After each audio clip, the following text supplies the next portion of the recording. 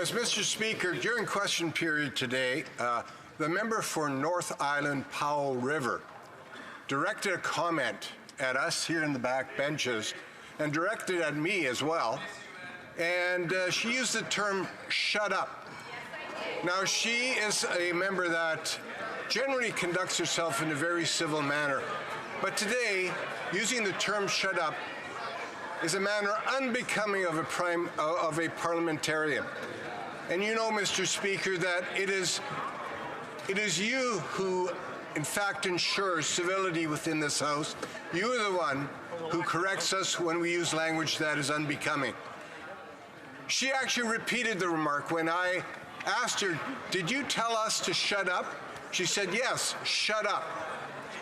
That is behavior unbecoming of a parliamentarian. So, Mr. Speaker, I would ask you to ask her to apologize for that remark and to withdraw it unconditionally. Thank you. Good job, Ed. Good job. I see the honourable member from North Island Powell River is rising. The honourable member. Well, thank you, Mr. Speaker. And of course, I thank the member for bringing up how disruptive the Conservatives continue to be in this House. And just to clarify the record, I actually didn't tell him to shut up the second time. I told him to shush. So I will not be withdrawing, and I hope their behavior gets better.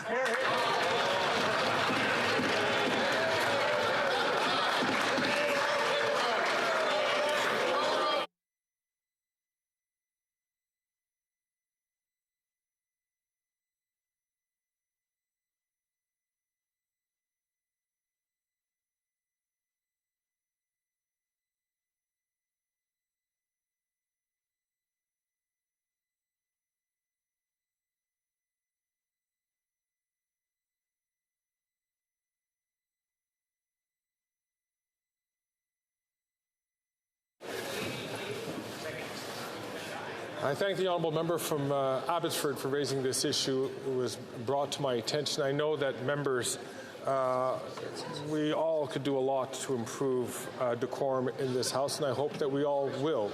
But this issue was raised by the member of Abbotsford, and the member from North Island Powell River acknowledged that she used language which certainly causes disorder in the House.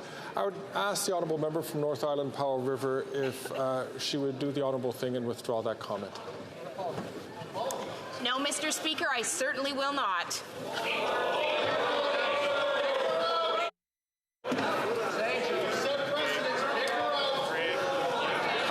Before I move on with points of order, I'm going to just deal with this matter first.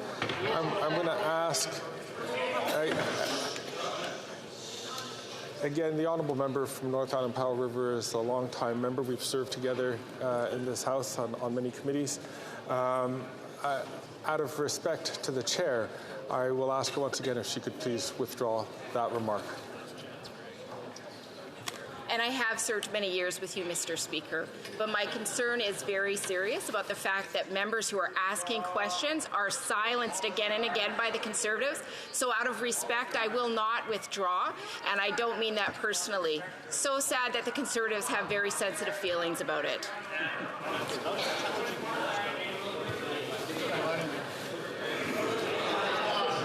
I'm afraid I have no choice but to ask the member because to not follow through with a request from the chair, I'm going to have to ask the honourable member please to leave the chamber.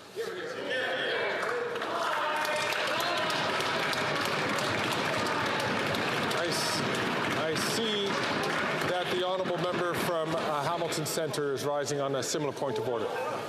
Mr. Speaker, on the question, I think it's important for us to reflect on what has transpired in this House.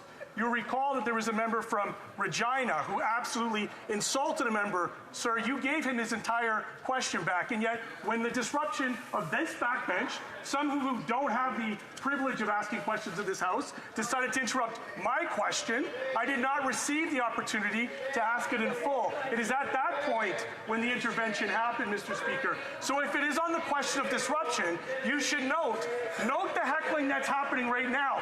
Note the disorder in this House right now, Mr. Speaker, and I encourage you to reflect on what you've just did to this member, this honourable member from our party, when these people continue to act completely out of order in this House. Yeah.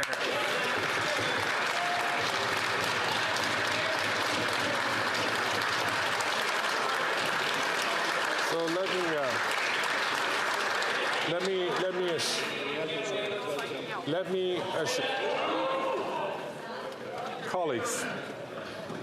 colleagues, we're coming back to the point of why it is so important for us to conduct ourselves with dignity in this place. The honourable member from Hamilton Centre has raised an important point, and I would like to point out to the honourable member that the chair actually did hear his question up until a certain point, and then in not being able to hear the honourable member, as I mentioned from the chair, I gave the honourable member more time to finish his question. First of all, I sought order in the House and asked the honourable member, give him more time to finish his question, to start further up. The honourable member from Regina Leuven, at the top end of his question, used language which was uncomplimentary, and I asked him to rephrase his question, which he did. But, colleagues, you know, it is very difficult to sit in this chair and to have members act in a way which is really not befitting to this place. And sometimes the chair raises the issue when the chair feels compelled that the chair has to do that. Sometimes members raise the issue. And when members raise the issue, that is a time that the chair has to deal with it. And as a result, it was with great regret that I asked a member from North Island Powell River to leave this place for the day, and because it was at the request of the chair to ask for that comment to be withdrawn so that that disorder or order can be restored to the House as was raised by the member of Abbotsford. That's the only reason why that had happened. I ask all members to remind themselves that once again, the chair can only go so far as members will permit the chair to go. It requires members to act in a manner that is befitting of this place. I think we all can learn from this situation. I see the honourable member from the very experienced member from New Westminster, Burnaby, rising in his place on a point of order. Mr. Speaker, it is not up to any individual member to try to get the respect in the House that the Conservatives consistently refuse to show. And so I would ask you to use the tools that you have available to you. We have granted you the ability to dock questions when the Conservatives are causing disorder, as they do so frequently. I would ask you to exercise the powers you have and dock their questions so that members, like the member from North Island Powell River, are not forced to try to intervene to stop them from allowing us to ask questions in the House of Commons.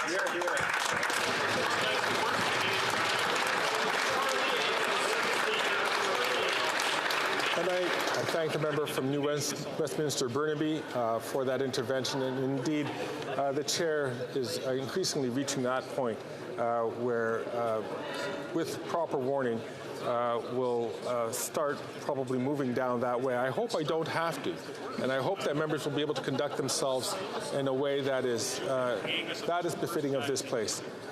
The honourable member from Leeds Grenville, Thousand Island, and Rideau Lakes, I see is rising. I'm assuming on a similar point of order. Same point of order, Chair. The NDP House Leader, the member for Timmins, James Bay, the member for Hamilton. We can check off everyone on the list. The members of the fourth party in the House create the same level of disorder as all members do, and engaging in heckling, like is happening right now. But Speaker, you know what? That's part of the customs that have been adopted by this place. And the matter at hand is that the Speaker made a ruling, and now in succession, we have NDP members standing up and chastising the Speaker for ruling the wrong way. That's not how it works in this place. members of the official opposition, when asked to withdraw, in spite of their continuing to hold the convictions of what they've said, out of deference to the chair, have withdrawn and apologized. And when they have not done so at any point in history, they've been ejected. And that's how this place works. We don't have every member then stand up and challenge the chair's ruling, because frankly, that's unparliamentary and unbefitting any member who does it. So order has been restored with the chair's ruling. We thank you for that.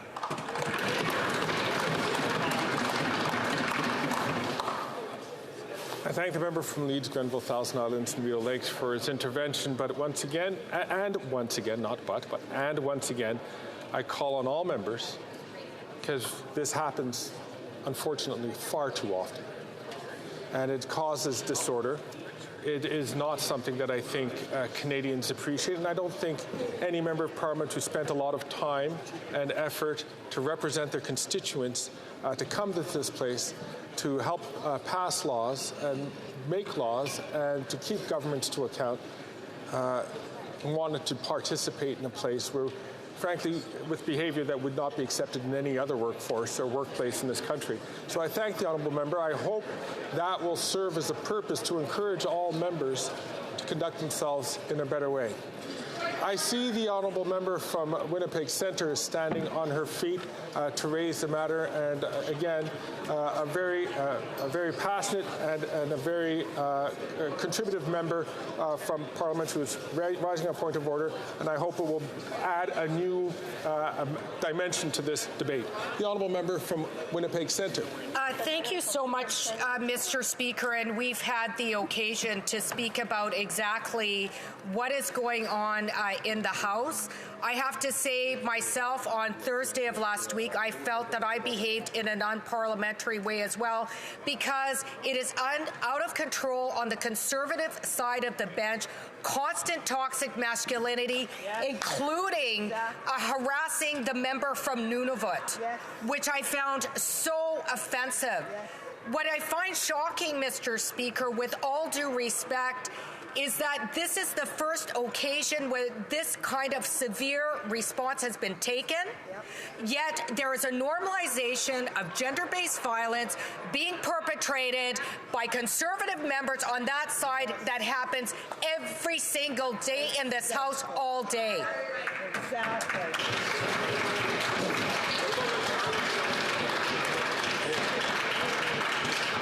I thank the honourable member from Winnipeg Centre.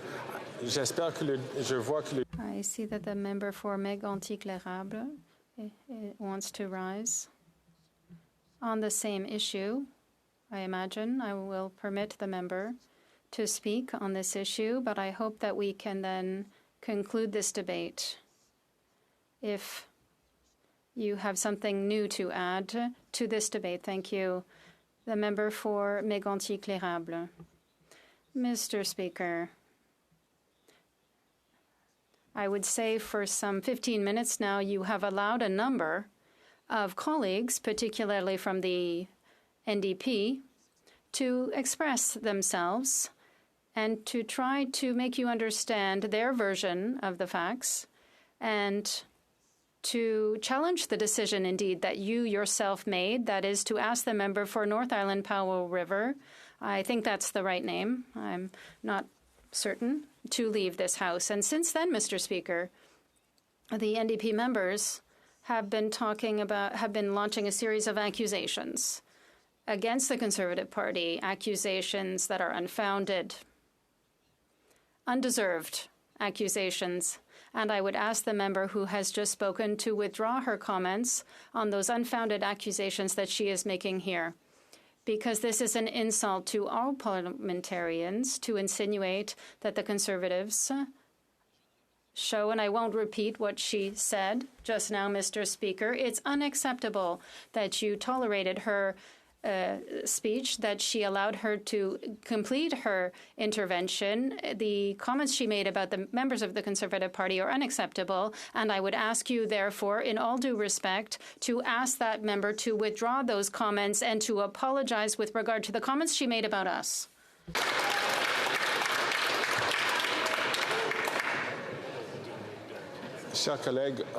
Colleagues, I think that it's very important. I want to thank the member for Mégantic-l'Érable for raising that point. I will say this is a criticism that I will review. And I see that member from Battle.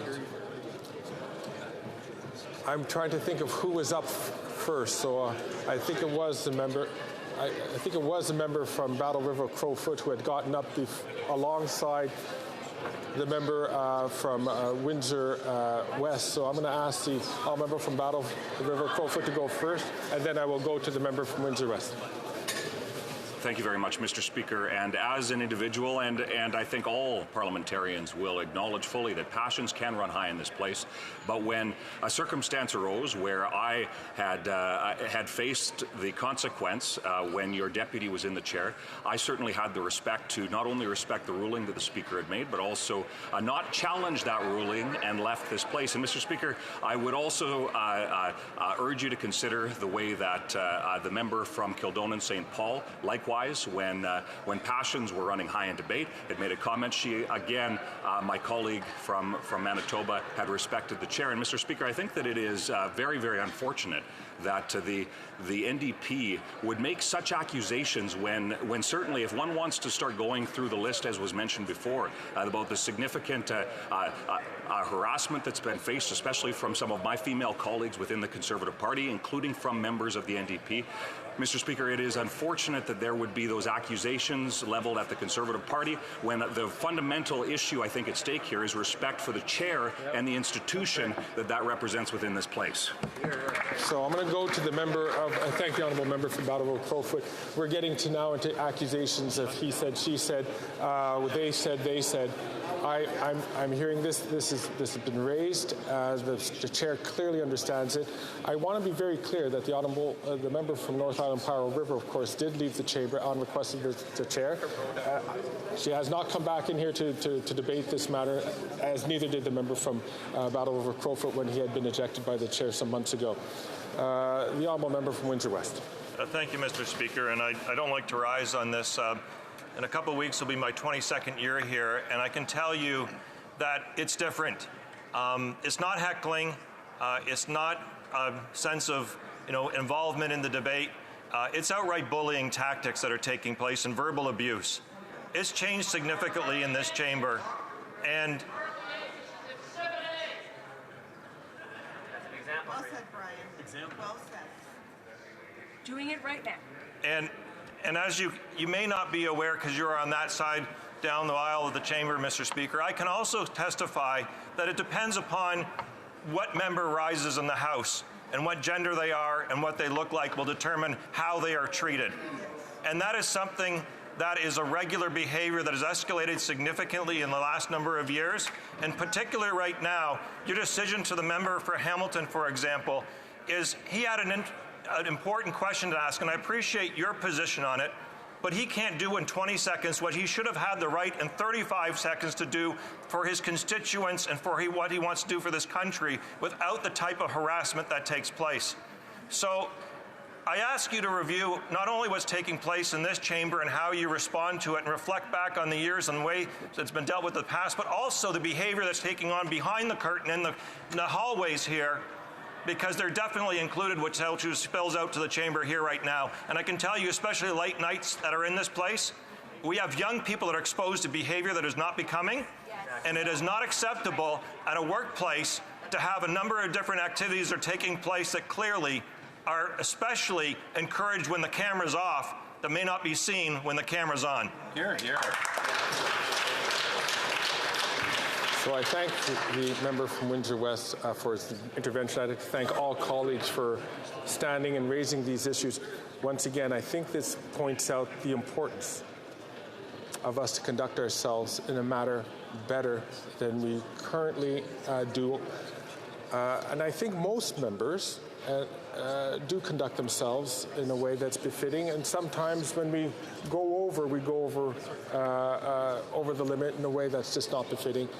I call on all members to please reflect on what has happened today, what has happened in the past, the sense and probably the righteous sense that some people have felt has been raised by many honourable members, so that we can conduct ourselves in a better way going forward. I thank all members for their participation in that. Orders of the day. Orders of the day, government orders, government bills, commons. Resuming consideration at second reading of Bill C-64, an act respecting pharmacare, and on the amendment of Mr. Ellis. The Honourable, resuming debate, the Honourable member from Humble River Black Creek has 10 minutes and then followed by questions and answers.